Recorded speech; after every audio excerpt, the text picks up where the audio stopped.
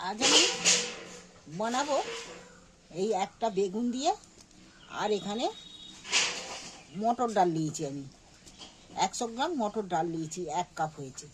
সেই 1 কাপ মটর ডাল আর একটা বেগুন দিয়ে আজ আমি তোমাদেরকে বেগুনের রেসিপি দেখাবো। ডাল আর বেগুনের রেসিপি তোমরা আগে কোনোদিন দেখেছো না কোনোদিন খেয়েছো? দেখবে দারুণ স্বাদের এই বেগুন আর মটর ডালের রেসিপি। তোমরা পারলে ছোলার ডালও দিতে পারো, মুসুর ডালও দিতে পারো, আর মুগের ডালও দিতে পারো, যে কোনো ডাল হলেই হবে। তবে এই বেগুন আর এই মটর ডালের রেসিপি তোমাদের মুখে লেগে থাকবে। তোমরা শুরু থেকে শেষ পর্যন্ত দেখতে থাকো আমি কিভাবে এটা বানাই। ধুয়ে নেব, একটা জায়গা বাটিতে ঢেলে নিচ্ছি। এটা ভিজিয়ে রাখতে হবে না, আমি পরিষ্কার করে খালি ধুয়ে নেব ভালো করে চকুতে। ডালের মধ্যে অনেকটা পাউডার থাকে, অনেক, সেই পাউডারটা পরিষ্কার করে ধুয়ে নিচ্ছি। আরেকবার জল দিয়ে ধুয়ে নিচ্ছি। এটাকে ভিজানোর প্রয়োজন নয়, এটা কিন্তু আমি এইভাবে ধুয়ে পরিষ্কার করে রেখে দিচ্ছি। উনুন জেলে উনুনে কড়া বসিয়েছি, 1/2 চামচ মৌরি, 1/2 চামচ জিরে, একটা শুকনো লঙ্কা, আর 1/2 চামচ সর্ষে, কালো সর্ষে। খালি গরম কড়া এটাকে নেড়ে আমি একটু ভেজে নিচ্ছি। ভাজা হয়ে গেলে সেন্টও উঠবে ভালো, আর কালারও বদলে যাবে। দেখো ভাজা হয়ে গেছে। শুকনো মশলাটা আমি শুকনো কড়ায় ভেজে নিয়ে ঢেলে নিই, ওটা একটু ঠান্ডা হোক।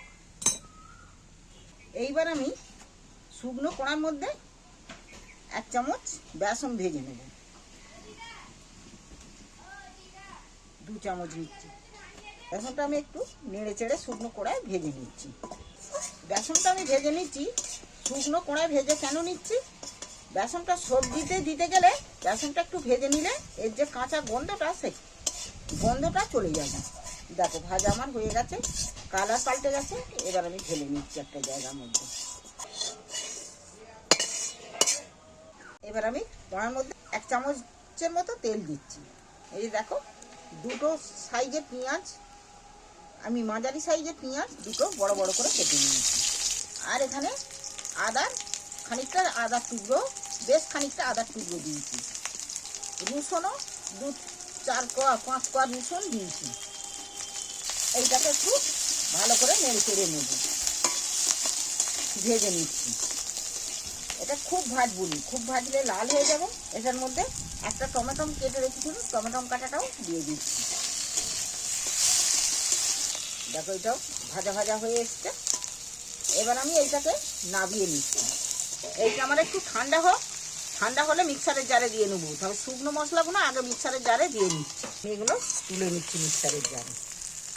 প্রথমেই আমি বেগুনটা কাটার আগে ধুয়ে নিচ্ছি।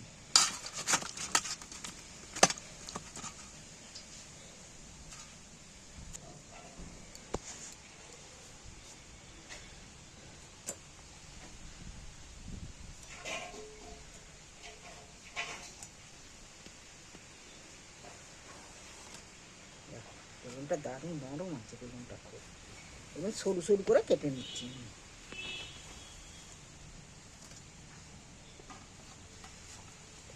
আর বেগুনটা ধোয়ার প্রয়োজন নেই, তাহলে ভেতরটায় জলও আর লাগলো না।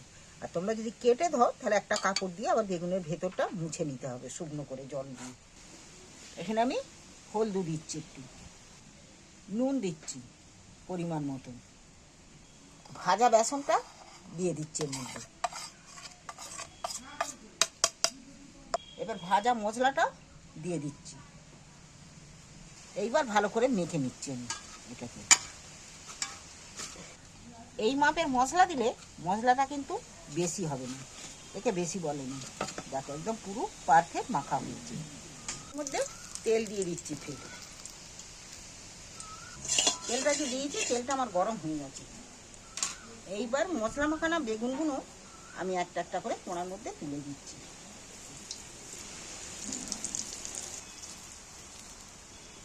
এইভাবে আমি বেগুনগুলোকে আস্তে আস্তে ভেজে নেব। তো বেগুনটা ভাজার সময় আঁচটা একটু আস্তে করে কমিয়েই দিতে হবে। আমার উনুন তো কাঠের উনুন, তো জ্বলে যাচ্ছে। বেগুনটা ভাজতে ভাজতে তোমাদের কাছে বলে রাখছি তোমাদেরকে, নিশ্চয়ই দেখছো রেসিপিটা। আচ্ছা, এই রেসিপি ভালো লাগলে চ্যানেলটা অবশ্যই সাবস্ক্রাইবার করে দিই। বেগুনগুলো ভাজা হয়ে গেছে, আমার তুলে নিচ্ছি। আমি ফের কড়ায় তেল দিয়ে দিচ্ছি 2 চামচ। ছোটো ছোটো করে পেঁয়াজ কাটাগুলো তুলে দিচ্ছি আমি, দিয়ে একটু নাড়াচাড়া করে ভেজে নেব। আমার ভাজা হয়ে গেছে। এখানে এই মিক্সারে দেয়া পেঁয়াজ, টমেটো, আদা, রসুন সেগুলো আমি তুলে দিচ্ছি এর মধ্যে।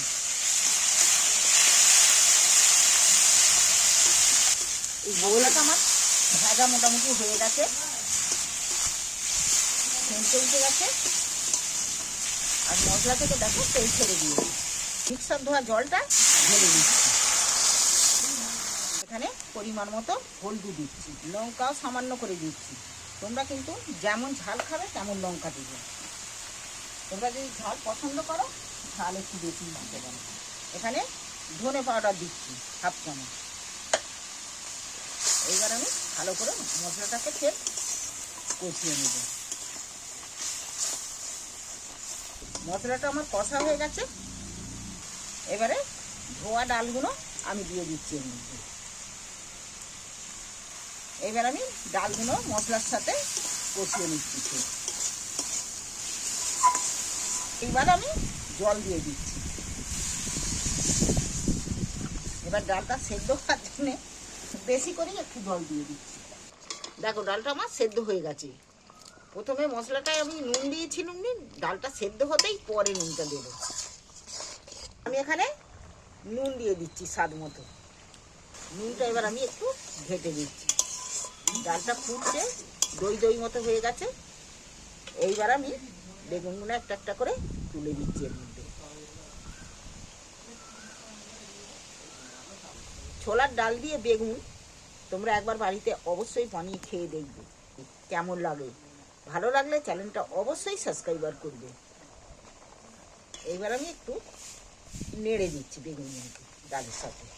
আমি আর চাপা দিচ্ছি না, এর মধ্যেই আস্তে আস্তে ফুটে ডালের স্বাদটা বেগুনের মধ্যে ঢুকে যাবে। তোমরা যদি ঘি খাও, গাওয়া ঘি, তাহলে এতে দিতে পারো, কিন্তু আমাদের ঘিটা খাচ্ছে না বলে আমি ঘি দিচ্ছি না। তোলার পর লাস্টের দিকে আমি একটু কেসুরি মেথি 1 চামচের মতো হাতে গুঁড়িয়ে দিয়ে দিচ্ছি। এটা আস্তে আস্তে ফুটতে থাকবে, এর স্বাদ গন্ধ আরও বেড়ে যাবে। এতে এই কেসুরি মেথি দিলে খেতে খুবই ভালো লাগে, সুস্বাদু হয়। এটা আস্তে আস্তে ফুটতে থাকুক। ছোলার ডাল দিয়ে আর বেগুন এই রেসিপি পাতে থাকলে এতে ভাত, রুটি সবেতেই কিন্তু পছন্দের খাবার হবে। সব জিনিসটাই খুব ভালো লাগবে, ভাতেতেও ভালো লাগবে আর রুটিতে তো ভালো লাগবেই।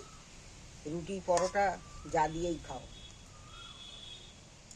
ভালো লাগলে চ্যানেলটা সাবস্ক্রাইবার করে দিন। দেখো খুব সহজেই ছোলার ডাল দিয়ে বেগুন।